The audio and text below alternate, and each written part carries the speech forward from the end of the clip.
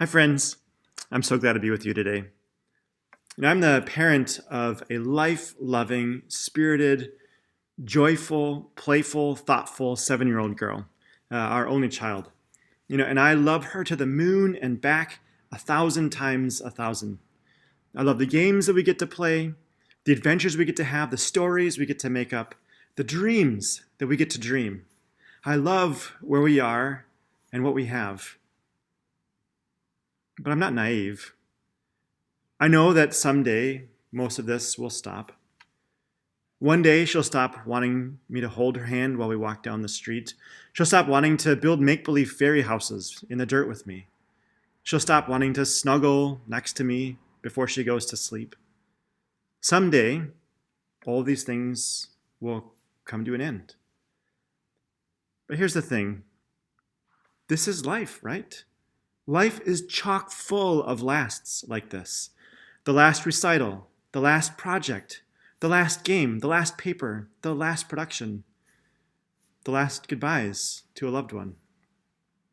Life is full of lasts, which means that all of life is filled with grieving. And this is something that I've been thinking a lot about lately, grief. Now, obviously, our lives are filled with grief when a loved one tragically or unexpectedly dies, and we have no more last times with them. And the reality is, it's entirely possible that we may be facing much more grief like this in the near future. But grief is hardly limited to the death of a loved one.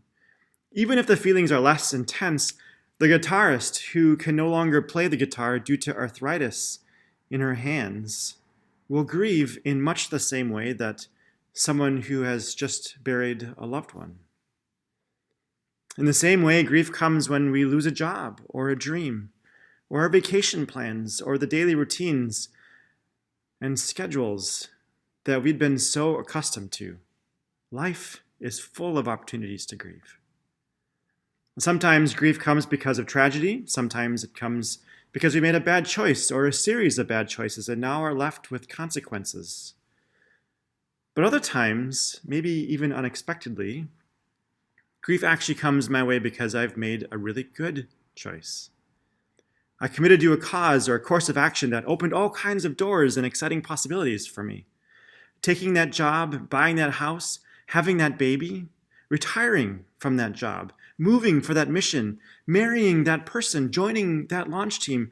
These can all be really, truly great choices that multiply life and joy. And what's possible and what's coming as a result of these choices is actually truly good. But it's still the worst. Because it still means that many of my other options, doors, possibility, and familiar friends and routines that I once had are all now gone. And the life that I once knew will never be the same. There's a reason why there are so many tears in the midst of so much joy at graduations and weddings and births and retirements. Life is filled with nexts, which means that life is also filled with lasts, which is to say, life is full of grief. And today we're going to look more specifically at grieving the death of someone we love, like we read about in the story of Lazarus found in John chapter 11. The principles of grief that we'll look at can be more broadly applied to most any loss we face, even the good losses. John 11, which is the gospel reading in the lectionary for this Sunday, is a long and familiar story. It's a story of Lazarus dying and being raised to life again by Jesus. So I won't read it to you now in its entirety, but I want to just offer some reflections on how Jesus responds to the grief of the sisters and what they're facing. When the story opens, we find Jesus hiding out in the wilderness and away from all of the turmoil in Jerusalem.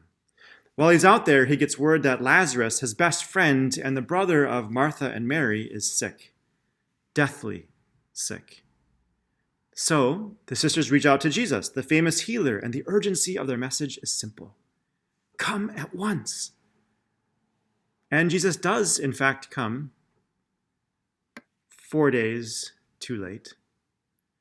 And when Jesus finally arrives at Bethany, he walks right into a heart-wrenching scene.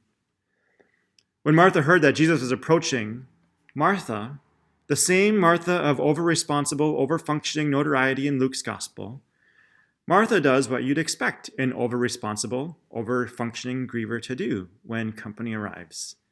She puts her feelings on hold and pushes them down so she can go play host and greet her guests. But Mary, sentimental, sweet, wear my heart on my sleeve, Mary stays home, too engrossed in her pain to do much of anything or go anywhere. Sisters, yet very different women with different personalities and different reactions to loss. And Jesus was with both, joining them fully and yet distinctly in their grief. So the first sister to go out and meet Jesus is Martha, who has run out of the house to go greet him. And because Jesus knows her so well, Jesus immediately picks up on what's going on. He knows that Lazarus' death has shaken Martha down to her foundation, and that everything is suddenly a question mark for her. He knows that the death of her brother has brought her to a fork in her spiritual journey. And he knows that what Martha needs most now, more than anything else, is reassurance. She needs a reminder that her hope is not in vain, that God is still present, that God's promises are still true and good, that though the pain may last through the night, nevertheless, joy comes in the morning. In the midst of her grief, that's what Martha needed. She needed a reminder of God's promise, of God's faithfulness, a reminder of the hope that is still true. And that's how Jesus meets her. He meets her in her grief by offering the greatest words of assurance she could ever hear. He said, I am the resurrection and the life. Not I will bring the resurrection one day. I am the resurrection right now, right in front of you. See, Jesus doesn't just bring life. He is life. And in the midst of her grief, that's exactly what Martha needed. She needed a reminder of God's promise and his faithfulness and his trustworthiness. She needed a reminder of what is true. But reassurance isn't what everyone needs when facing loss. Martha ran out to meet the Lord. Mary, however, stayed home, perhaps even using the opportunity to give Jesus a little bit of the cold shoulder. Martha was standing in hope of rising again from the earth. Mary is so overcome that when she finally approaches Jesus, she just falls right into it. Martha leans in the truths that she's been taught to believe. Mary, however, just lays the blame square on Jesus' shoulder. Sisters, yet different women with different personalities and very different reactions to loss. You'll notice in verses 21 and verse 32 of John chapter 11 that Mary uses the exact same words as her sister, but their meaning couldn't have been more different. Lord, if you had been here, my brother would not have died. If only you had been here. This is your fault, Jesus. My brother is dead because you failed to show up like I thought you would. Where was your love when I needed it most? Your graciousness and compassion when I was at my wit's end? Where was the demonstration of your power when we, your friends, were so desperate for your healing touch? And Jesus, hearing Mary's accusative tone, Jesus could have got defensive. He could have given her an explanation. He could have reacted to her anger. He could have played the why game with her.